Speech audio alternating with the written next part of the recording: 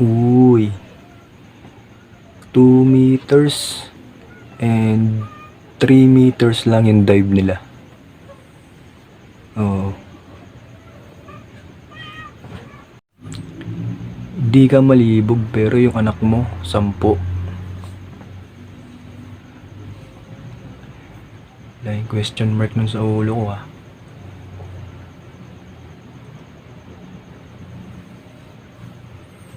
Pakyo ka, putang ina mo. Saan mo sinabi yan? Kanino? Gago. Kung nagkakwentuhan kayo para maglokohan, puta, natatawa ako sa inyo eh. No? Tangina yan. Sabagay, kayo yan eh. Kayo lang nakakaya ng ganun eh. Sa kanan kasi hindi ko trip yung ganun eh. Pag walang kwenta yung kwento, wala akong gana may pagkwentuhan kahit kanino. Matulog na lang ako. Magkakamuta pa ako. Pakyo kayo. Pakyo kayo. Oh. Tapos, meron pa dun oh. Namimigay ng box. Literal na box. Tapos, kapag binuksan mo, yung amoy niya sa loob, parang merong chemical. Tapos, bigla ka lang magkakaroon ng sakit na hindi mo inaasahan. Yung tipong kahit ang lakas-lakas na ng katawan mo, yung tipong kahit wala sa isip mo na magkakasakit ka kasi wala ka namang nararamdaman na kakaiba eh. Kumbaga, feeling well ka talaga eh. Tapos bigla magkakaroon ko lang ng lagnat na mataas. Tangina, yung mga nagbibigay ng sakit na yun, gago mga putang inalalaka mo. Oo. Dapat ngayon mamatay na yung mga yan. Mga gago yung mga yan. Mga putang ina nila. Segundo, minuto, oras. Mga gago. Kaya ako yung mga napupulot ko sa labas ng mga box. Hindi ko binubuksan eh. Baka kasi ayun na yun eh. Baka yung may chemical. Masingot ko pa tapos bigla kang magkasakit. Tanginang yan. Mapakyo sila minuto, putang ina nila. Pakyo sila minuto, segundo, oras. Dapat mamatay na sila ngayon na. Yung mga nagbibigay ng sakit na yan. Biglaan. Pakyo kayo, ito kayo.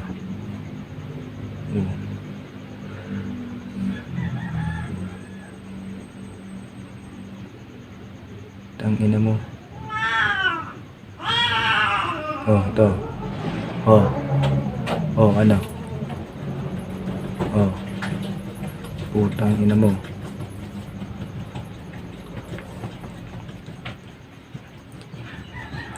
Bibigay ka ng sakit tapos mamatay ka na. Putang ina mo.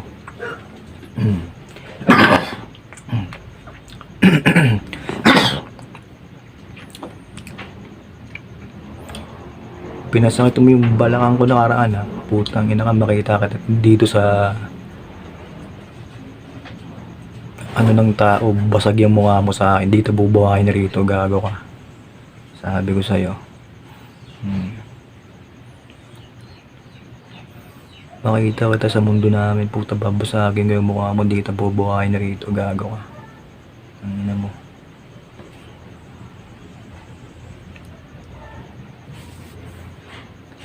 Ang ina mo, pag ganun ka pa, wala namang kwenta, putang ina mo. Gusto mo ko pahirapan nun? Pakyo ka, mamatay ka na, putang ina mo. Eto no, dapat sa'yo. Oh, putang ina mo, minuto, segundo, oras, pakyo ka. Putang ina mo. Gusto kong bullshit na malaki. Mamatay ka na, gusto mo mamatay ka, putang ina mo. Gagawa. Gusto ko mamatay ka. Gusto ko mamatay ka, putang ina mo. Makita kita rito sa mundo ng tao, basag yung dito bubuhayin rito, gago ka. Sabi ko sa'yo. Pinasat mo yung kalahati ng katawan kong gago ka. Peste ka dito. Peste ka, putang ina mo. Wala kang dulot dito, wala kang kwenta rito. Salot ka rito, salot ka. Pakyo. Tingnan mo, pinapakyuan lang ito. Oh. Sabihin yun, huyo ka lang sa akin. Oh. Sino ka? Oh, sino ka ngayon? Pinapakyo lang ito. Sabihin, tangina mo. Huwag ako. Huyo ka. Tangina mo. Oh, tingnan mo, pinapakyuan lang ito. Oh. Oh. Tangina mo, mamatay ka na ngayon ha. Tangina mo. Sinasabi ko sa'yo. Pag anong gaano ka pa sa akin, putang ina mo, wala namang dulot na maganda sa akin yung gago ka. Bobo. Bobo. Putang ina mo. Parang ginawa mo kong tapunan ng sakit. Parang ginawa mo kong ano eksperimento ng sakit nun putang ina mo. Yung hindi ngayon, mura-murahin lang kita. Isa'y putang ina mo. Wala akong utang na loob sa'yo, gago, pinahirapan mo kung matindi. Putang ina mo. Ito yung resulta sa ginawa mo, putang ina mo. Pwede namang lumagpas ng ginangangayari yun Putang ina mo. Oh. Ano, galit ka? Kasalanan mo, tanga. Pakyo ka Alam mong westo Gago ka, bobo. Hindi ka naghinay-hinay, bobo ka. Oh. Tangina mo, pinapakyo lang kita. Tangina mo.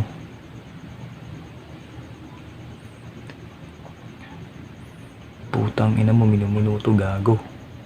Wala kang kwenta rito. Wala kang dulot rito. Putang ina mo, yung ginawa mo noon, wala. Palpak yung gago. Anong ginawa mo? Pasigat ka rito sa ginawa mo sa akin para sa katawan ko na ano ka? Kailangan maladlad ka, bobo. Tanga. Hindi ka nag-isip ng ibang bagay. Tangina mo, bobo ka kasi. Putang ina mo, ayaw magsalita sa'yo. Hirap mo paliwanagan. Pakyo ka na lang. Tangina mo, bahala ka. Wala mag-isip, pukin ang ina mo, pakyo, bobo.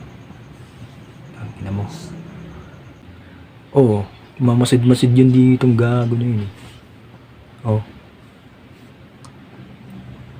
Patingin-tingin.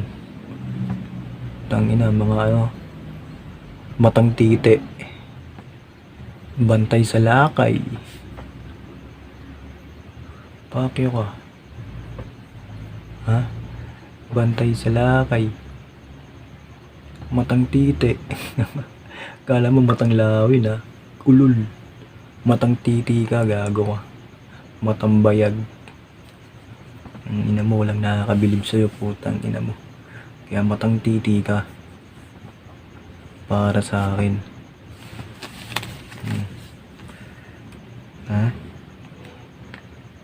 Ano, feeling close? Pakantot ka muna sa akin, putang ina mo. Ano, putangin mo ako. 50k. Literal, Feeling close, putang ina mo.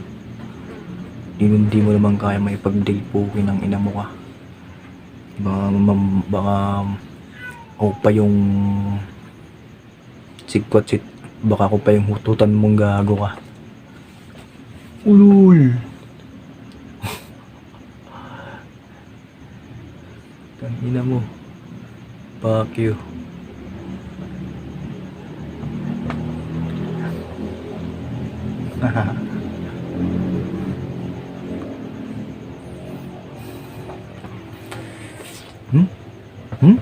Tangina mo. Putang ina mo. Tapos kapag nilalamig ka at hindi mo alam kung paano makapagpainit, magparomansa ka. Kahit wala dyan yung boyfriend mo. No? Paromansa ka sa laking katsino mo, kasalubong mo yan. Uminit ka lang kasi nilalamig ka, diba? Paromansa ka. Para maibsan yung lamig sa katawan mo.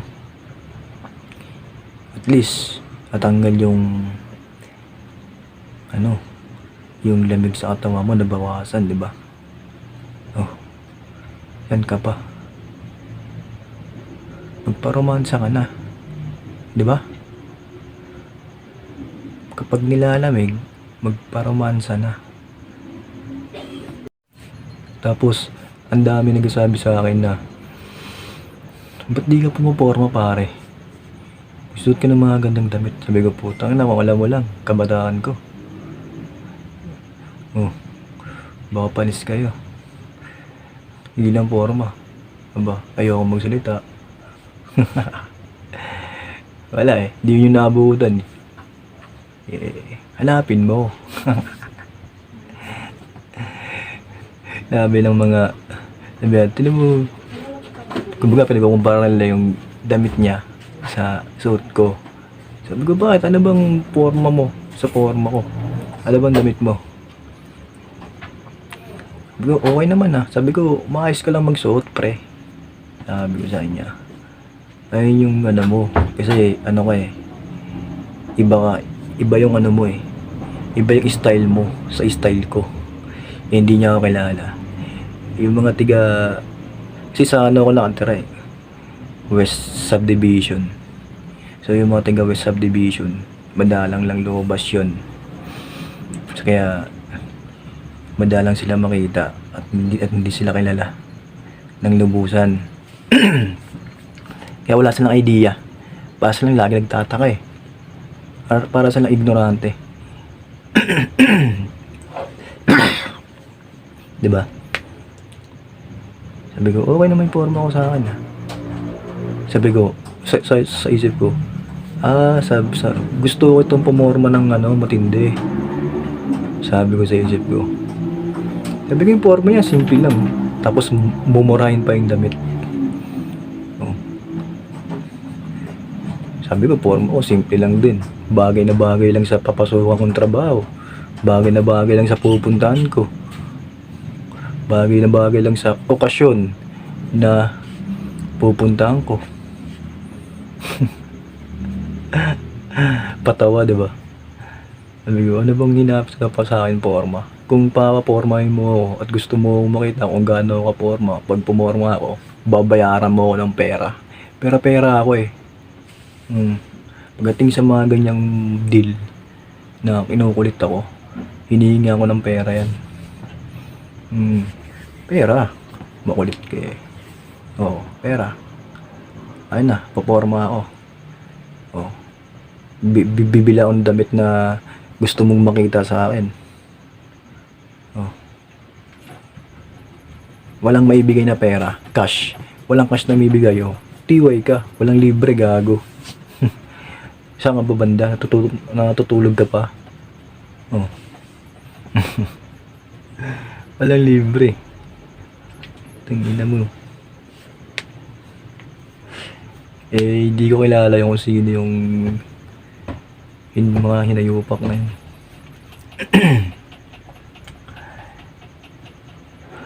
Na po, inutusan ba naman ako pumorma ako tapos walang pambayad walang pang cash na pambayad.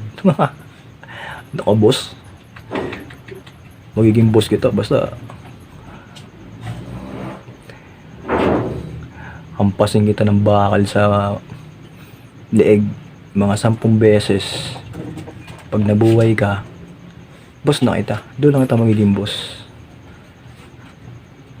Lulod pa ako sa'yo. Tapos araw-araw na akong puporma para sa'yo lang. Oh. Oh. Ano, paeg ka? Unutusan mo ako bilang isang gusto mo maging bossy, piling bossy ka, wala ka pang cash. O, dun tayo sa step 2. Hampasin ko ng bakal na solid yung leg mo. Pag nabuhay ka, yun, boss na kita. Tsaka pa lang kita magiging boss. Tsaka pa lang ako dulod sa'yo at poporma ng gusto mong porma. Yun, magiging sunod-sunuran ako sa'yo nun. Basta mabuhay ka pag inampas kita ng bakal. Mga ano, mga 100 na hampas. Deal. Ano, deal? Oh, feeling boss ka. Ayaw mo maipag-deal. Hindi ka boss. Uwi ka, buraut ka.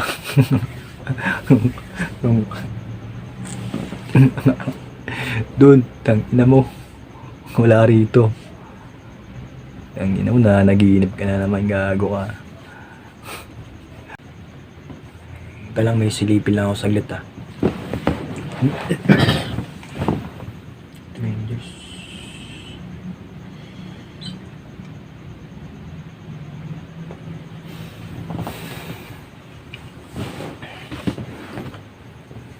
So tinignan ko yung pintuan namin kung nakabukas. Sinarado ko yun kanina. So tinignan ko kung nakabukas.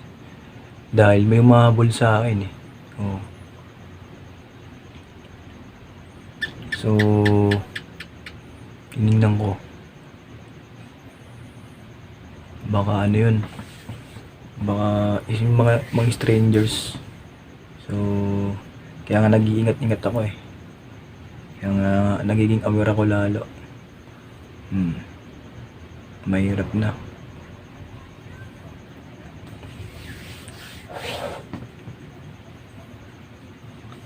Baka mabiktima tayo. Baka gawan tayo ng masama, diba?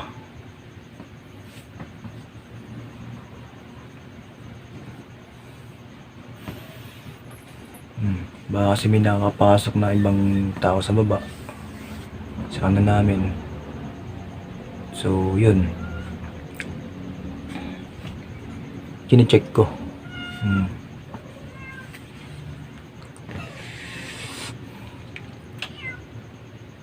Yan, bigla lang patayin, diba?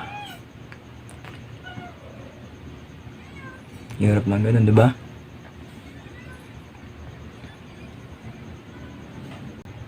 Di tsaka ano yun.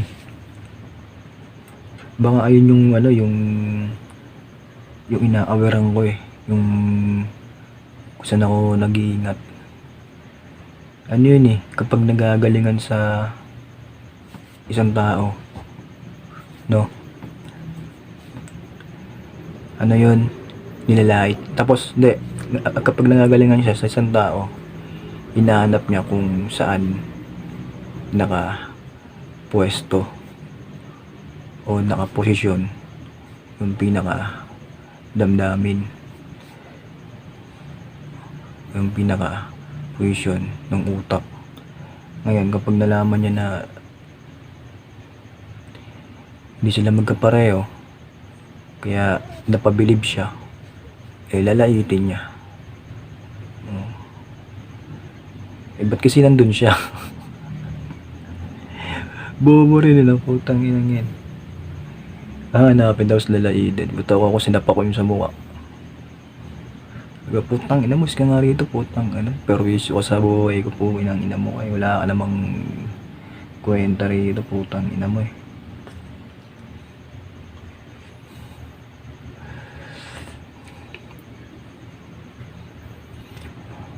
Diba? So, ganun siya insecure pagdating sa sarili niya at saka sa iba.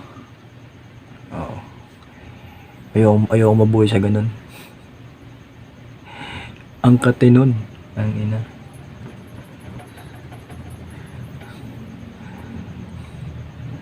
Ewan ko siya, baka kaya niya.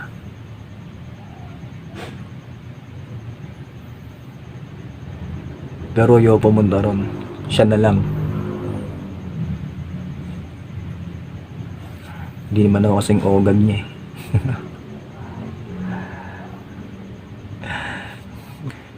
Tsaka ano rin yun, bulag rin. Oo. Sa bandang kaliwa. Kasi nakikita niya yung mga fault o something para sa kanya, sa iba. Pero yung sa kanya, hindi niya makita-kita.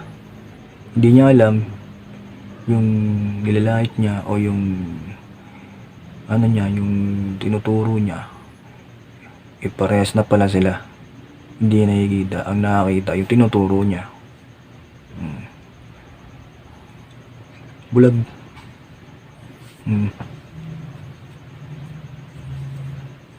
May bulag din ng kaliwa.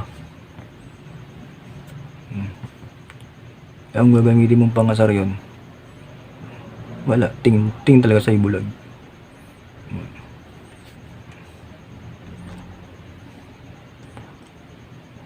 Bulag ang kaliwa, bulag din.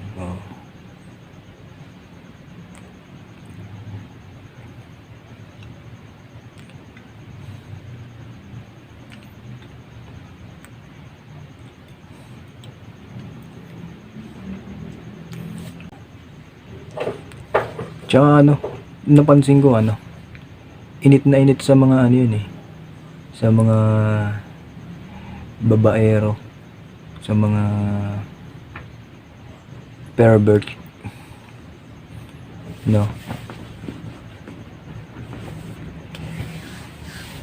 lagi lang sinasabi na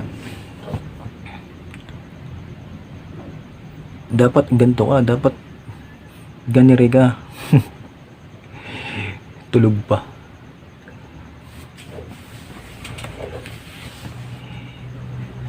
Kasi yung mga strangers na yon na iniilagan ko na yon, na baka gawan ako ng masama, mga strangers,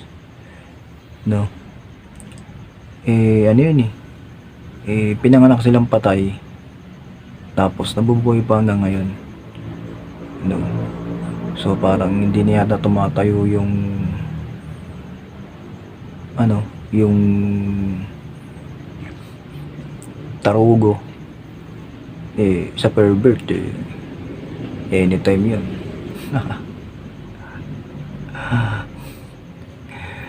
Di ba? Kuga, parang nasa pawan din sila ron. Ayaw nila mga sapawan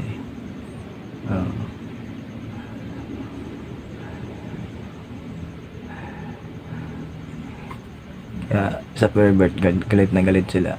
Yung mga ikayang pervert, tinatawanan sila. Tangina, ba't di sinatayo yan? Kailangan mo ng babaeng magro-romansa sa'yo para tumayo yan. Di ba? Babaeng magaling magpatayo. Yan ang kailangan mo. Hindi na tumatayo yan. Tatayo yan kapag may chicks at magandang babae na magromansa sa'yo. Para lang tumayo yan.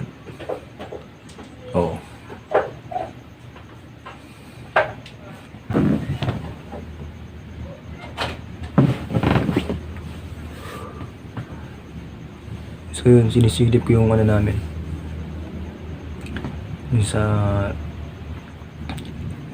baba ng bahay namin. Kasi baka pinapasok na ibang tao So nga pala, hanggang dito na lang muna ulit yung vlog natin. Hanggang dito na lang muna yung i-share ko sa inyo. So next vlog ulit. So yun, ingat kayo lagi at God bless sa atin.